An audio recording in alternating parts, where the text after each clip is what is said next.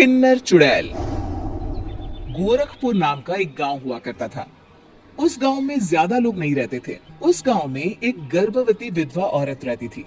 उस औरत का नाम कमला था। कमला अपने घर में अकेली रहती थी। उसके पति की सारी जायदाद उसके नाम हो गई थी, पर सभी गांव वाले उस औरत को मनहूस औरत समझा करते थे और सभी उससे नफरत किया करते थे। एक बार कमला राशन की दुकान पर खाने का सामान खरीदने जाती है।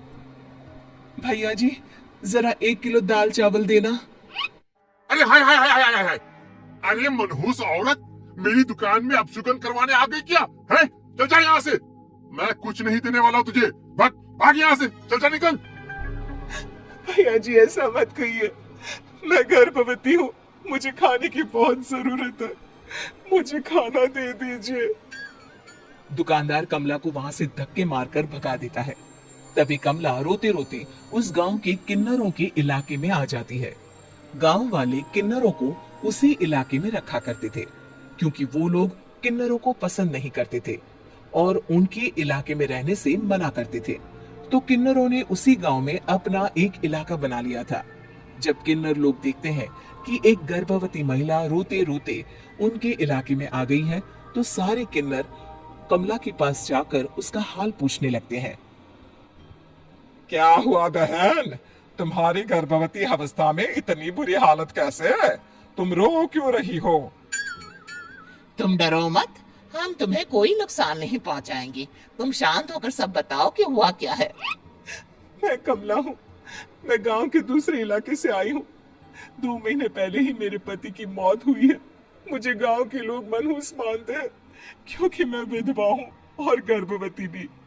वहाँ के लोग मुझे खाने के लिए कुछ बेचने के लिए भी तैयार नहीं, जिससे मेरा गुजारा नहीं हो रहा था। कोई बात नहीं कमला, हम तुम्हारा ख्याल रखेंगे। किन्नर लोग कमला को एक खाली घर में रहने के लिए जगह दे देते हैं और उसकी देखभाल भी करते हैं। कुछ ही महीने बाद कमला अपने बच्चे को जन्म देती है, पर अफसोस, कमला बच्चे को जन्म देते ही अपनी जान गंवा देती है। जब सब किन्नर बच्चे को देखते हैं तो बहुत खुश हो जाते हैं, क्योंकि वो बच्चा भी किन्नर ही था। कमला ने एक किन्नर बच्चे को जन्म दिया था। अब इस बच्चे की देखभाल कौन करेगा? हम तो इस बच्चे को गांव के दूसरे इलाके में भी नहीं भेज सकते। और तो क्या हुआ, इस बच्चे की माँ नहीं रही तो हम इसे पालेंगे। अब ये हमारे इलाके में रहेगा, हमारे साथ रहेगा। फिर वो किन्नर उस किन्नर बच्चे को गोद ले लेते हैं, उसका नामकरण कराते हैं। उस किन्नर बच्चे का नाम शक्ति रखा जाता है। देखते ही देखते शक्ति बड़ी होने लगती है। उसके रंग रूप बहुत सुंदर थे। वो बहुत सुंदर किन्नर दिखती है। एक दिन शक्ति एक किन्नर से पूछती है, माँ जी सुनिए ना, ये गांव के दूसरे इलाके में भी तो लोग रहते हैं, तो हम वहां क्यों नहीं जाते? हम उनसे अलग क्यों रहते हैं? शक्ति, क्योंकि वो लोग हमारे जैसे नहीं, वो लोग हमें पसंद नहीं करते, इसीलिए हम उनसे अलग रहते हैं। क्यों? वो हमें क्यों पसंद नहीं करते? मुझे एक बार उस इलाके में जाना है, मैं एक बार वहां जाकर घूम कर आऊं। शक्ति, खबरदार, जो तू उस इलाके में कभी भी गई तो अपनी जान नहीं गंवाना चाहती तो उस इलाके में कभी कदम भी नहीं रखेगी, समझी? इतना कहकर वो किन्नर वहां से चली जाती है। शक्ति उस किन्नर की बात सुनकर बहुत रोती है। माँ जी, ऐसा कैसे कह सकती है? उन्होंने इतनी सी बात के लिए मुझे इतना डांटा। अब तो मैं उस इलाके में जरूर जाऊंगी। फिर एक दिन शक्ति गांव के दूसरे इलाके में चुपके से जाती है। ये लोग तो हमारे जैसे ही इंसान हैं, तो ये हमसे नफरत क्यों करते हैं? जब शक्ति उस इलाके में पहुंचती है तो गांव के सारे आदमी उसके रूप से मोहित हो जाते हैं। वो लोग ये अंदाजा नहीं लगा पाते कि वो किन्नर है। शक्ति की सुंदरता देखकर सारे गांव वाले उसकी तारीफ करने लगते हैं। तभी गांव का चक्कर लगाने गांव के जमींदार का बेटा हर्ष वहां पहुंचता है। हर्ष भी दिखने में बहुत सुंदर होता है। जब हर्ष ने शक्ति को देखा तो वो भी उससे मोहित हो गया, और जब शक्ति की नजर हर्ष पर पड़ी तो वो हर्ष को देखकर मोहित हो गई। आपको पहले कभी इस गांव में देखा नहीं।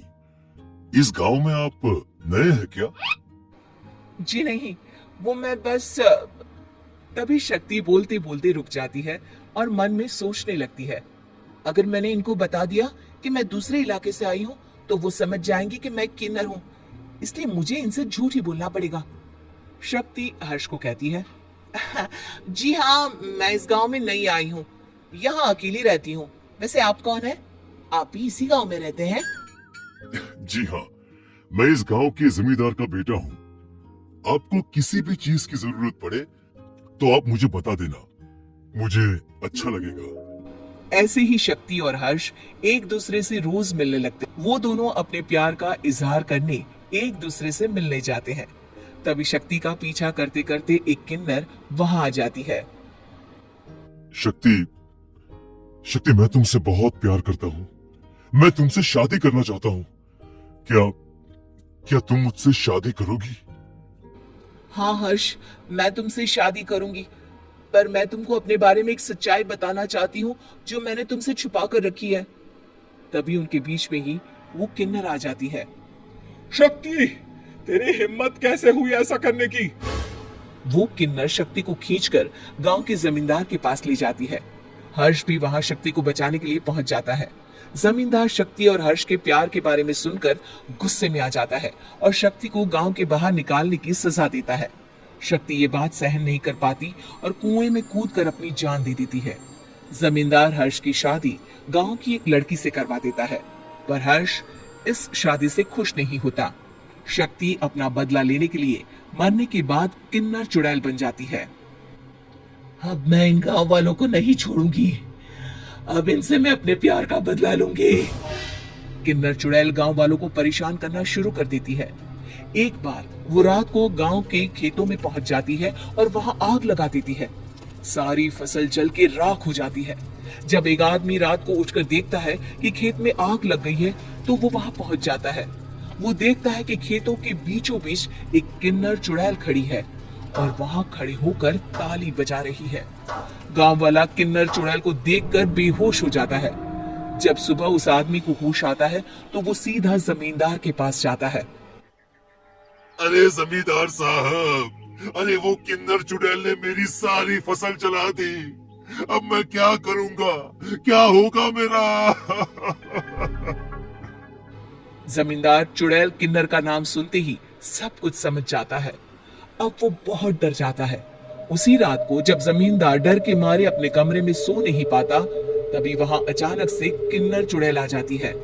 किन्नर चुड़ैल जोर जोर से जमींदार के आगे खड़ी होकर हंसने लगती है और ताली बजाने लगती है। जमींदार उस डरावनी किन्नर चुड़ैल को देखकर बहुत डर जाता है। तूने मेरे साथ बहुत बुरा किया, अब मैं तुझे जान से मार दूंगी। नहीं नहीं नहीं नहीं, मुझे माफ कर दो, मुझे मत मारो। मैं कभी ऐसा दोबारा नहीं करूंगा। अब तुम जो बोलोगी वही मैं करूंगा। ठीक है, मैं चाहती हूँ कि किन्नर इलाका गांव के इलाके से जुड़े और गांव का कोई भी आदमी किन्नर समाज से द्वेष न करे, उससे नफरत न करे, नहीं तो मैं सारे गांव को मार दूंगी। और तुम गांव में एक नया कानून बनाओ कि अगर किसी ने भी किन्नर समाज को हानि पहुंचाने की कोशिश भी करी या इनसे भेदभाव करने की भी कोशिश करी, तो उनको कड़ी से कड़ी सजा मिलेगी। हाँ हाँ हाँ हाँ, मैं ऐसा ही करूंगा। तुम जो बोलोगी वो मैं करूंगा, पर मुझे जाने दो प्लीज। तब वो किन्नर चुड़ैल वहां से चली जाती है। गांव का जमींदार किन्नर चुड़ैल का कहा मानते हुए दोनों इलाकों को एक कर देता है और नया कानून भी लागू कर देता है। तब से वहां किन्नर समाज और बाकी गांव वाले शांतिपूर्वक रहने लगते हैं।